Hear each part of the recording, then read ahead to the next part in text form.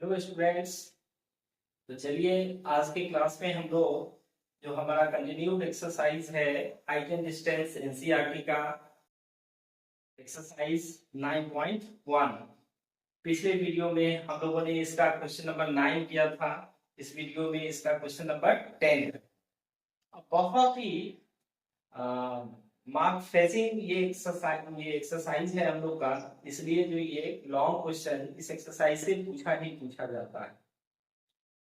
जैसा कि हम लोग पिछले क्वेश्चंस के अनुसार ही इस क्वेश्चन को भी पहले अच्छी तरह समझेंगे, क्वेश्चन क्या करता है और समझ करके उसका फिगर हम लोग ड्रॉ करेंगे। तो चलिए इस क्वेश्चन की ओर हम लोग चलें। ये हम लोग का क्वेश्चन है, कहता है two poles of equal heights. Pole किसको कहते हैं? किसी भी चीज का पोल हो सकता है, कोई बिजली का पोल हो सकता है या टेलीफोन का पोल हो सकता है या कोई खंभा को भी आप पोल कर सकते हैं। तो कहता है दो पोल है जो क्या है इक्वल हाइट, दोनों पोल का हाइट क्या होगा? इक्वल होगा, बराबर होगा। Are standing opposite each other on either side of road. कहता है एक रोड है, आइदर साइड मतलब दोनों ओर, मतलब जैसे ये रोड हो गया, इसके इस साइड एक पोल है और सेम हाइट का पोल इस साइड भी है। दोनों तरफ सेम हाइट वाला एक पोल एकदम इक्वली पर वो स्टैंड, और विच इज 80 मीटर वाइड। अब ये रोड जो है हमारा, उसका विड्थ दिया है। विड्थ कितना दिया है? 80 मीटर। विड्थ मतलब चौड़ाई, रास्ते की चौड़ाई कितना दिया हुआ है? तो 80 मीटर दिया हुआ है। तो चलिए इसके अनुसार पहले हम लोग इसका जितना है वो फिगर पहले हम लोग ड्रॉ करें। तो चलिए इसका ड्रॉ करेंगे हम लोग फिगर। तो सबसे पहले हमें क्या करना है, यहाँ हम लोग क्या करते हैं, एक रोड बना लेते हैं। चलिए ये रोड हो गया हमारा। रोड का टोटल विड्थ कितना दिया है? 80 मीटर। चलिए अब इस पर दोनों साइड एक एक पोल खड़ा कर देना है। यहाँ एक पोल खड़ा कर दीजिए और यहाँ एक पोल खड़ा कर दीजिए। दोनों का हाइट सेम है। मान लीजिए इसका हाइट x है, इसका भी हाइट क्या हो जाएगा? x हो जाएगा।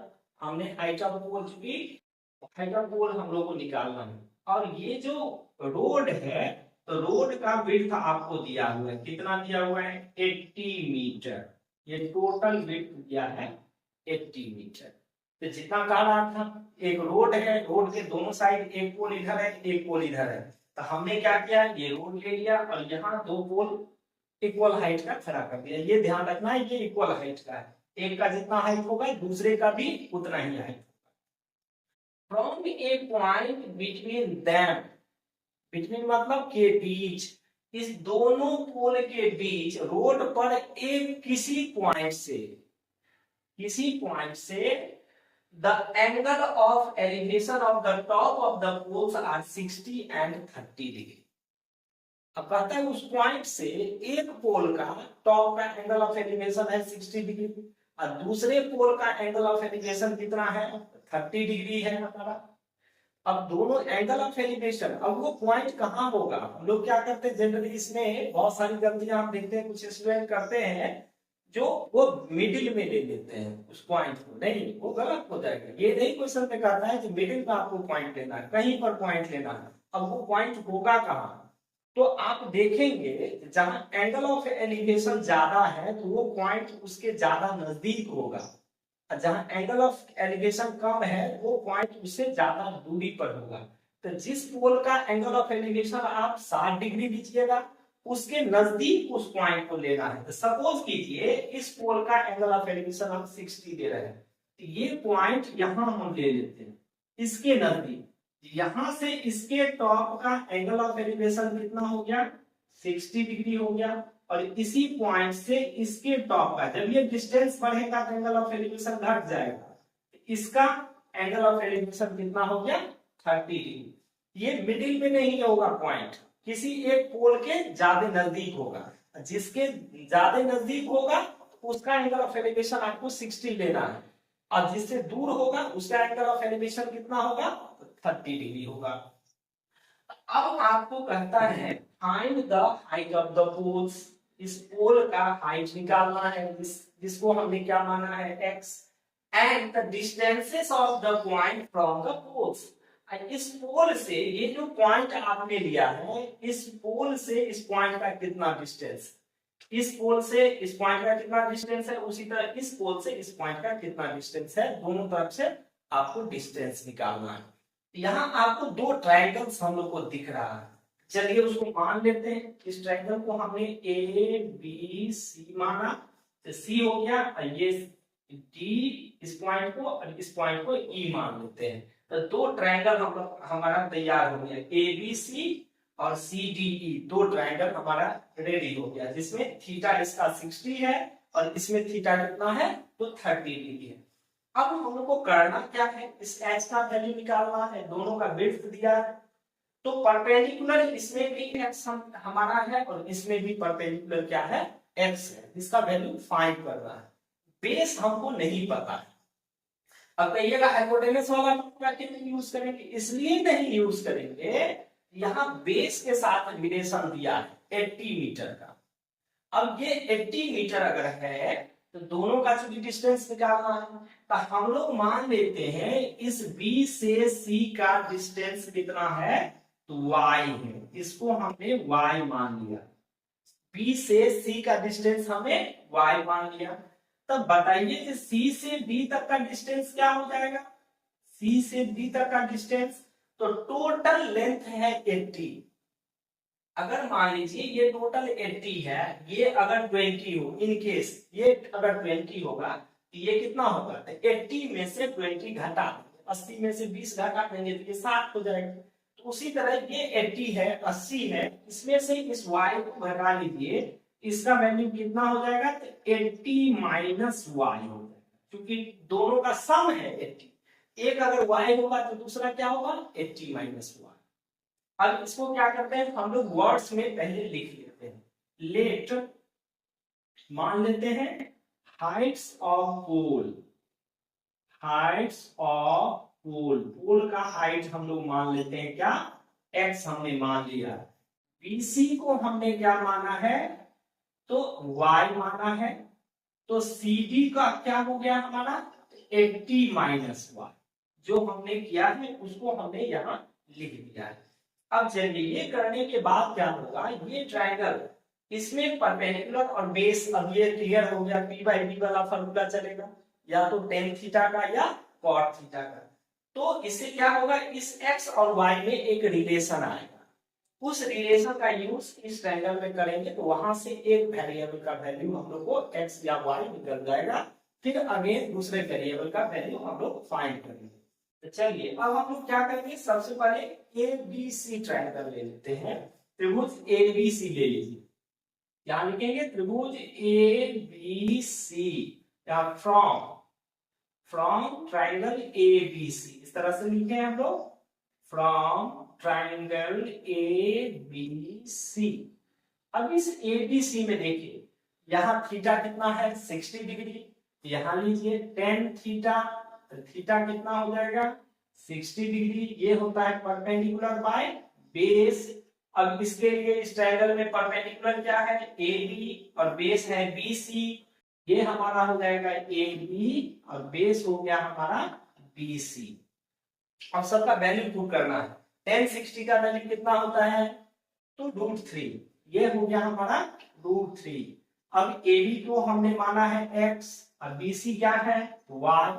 अब √3 का मतलब हो गया √3/1, क्रॉस मल्टीप्लाई कर लीजिए, x इक्वल टू कितना निकल गया, √3 into y, x into 1 x और √3 इंटू y, √3y। ये हम लोग को रिलेशन निकला, तो x इक्वल टू कितना, √3y। इसको हम लोग क्या करते हैं, एक इक्वेशन मान लेते हैं, ताकि हमको x का वैल्यू निकालने में आसानी हो जाए।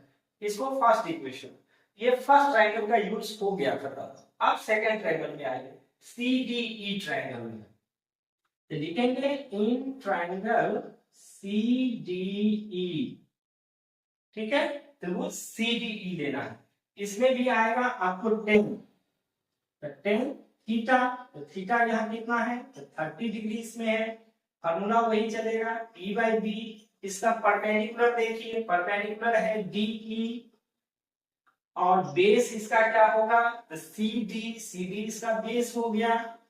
अब यहाँ 1030 का वैल्यू कितना होता है, ये होता है 1/√3 इक्वल्स DE को हमने क्या माना है x डिवाइडेड बाय CD हमारा कितना है 80 - y, ये है CD का वैल्यू। अब हम लोग को क्या करना है, यहाँ तो दो वेरिएबल दो चर है x और y, इसमें से एक को हटाएंगे। कैसे हटाएंगे, तो देखिए फर्स्ट इक्वेशन हम लोग का कह रहा है x का वैल्यू कितना है तो √3y, x जो यहाँ आ रहा है इसके जगह पर हम लोग क्या करेंगे √3y पुट करेंगे। चलिए इसको पुट करते हैं √3y, ये हमारा हो गया 1/√3 और x के जगह पर हम लोग लिखेंगे √3 × y, अब y कितना है 80 - y, ये हम लोग को दिया हुआ है। अब इसको क्या करना होगा, तो क्रॉस मल्टीप्लाई करना होगा। तो चलिए यहाँ हम लोग इसको लेते हैं, इसको क्रॉस मल्टीप्लाई करेंगे, तो √3 को √3 से मल्टीप्लाई करेंगे, क्या आ जाएगा, ये आ जाएगा 3y, और इसको 80 - y को 1 से मल्टीप्लाई करेंगे, ये हो जाएगा हमारा 80 - y। अब क्या करना है, y को एक साइड आपको कर लेना है, यहाँ है हमारा 3y, इस -y को इधर ले आइए +y इज इक्वल टू बच गया 80, ये कितना होगा 3y पे y ऐड कर देंगे, जोड़ देंगे 4y बराबर 80, तो y इक्वल्स क्या होगा 80/4, 4 उधर मल्टीप्लाई में था उधर गया डिवाइड, अब 4 से इसको काट देना, तो 4 2 जा 8, 4 दूनी 8, तो y का मान कितना निकल गया 20 मीटर, जो हमने क्या माना था y BC, मतलब एक पोल का इस पॉइंट से जो डिस्टेंस था उसको हमने y माना था, जिसका मान कितना आया तो 20 मीटर। तो हम लोग यहाँ लिख देंगे therefore BC equals y equal 20 metre, एक पॉइंट का डिस्टेंस निकल गया। अब C से D का डिस्टेंस निकालना है, CD, तो CD कितना है हमारा, तो CD है 80 - y, अब 80 इसमें से y कितना है 20, इसको घटा देंगे कितना होगा 60 मीटर।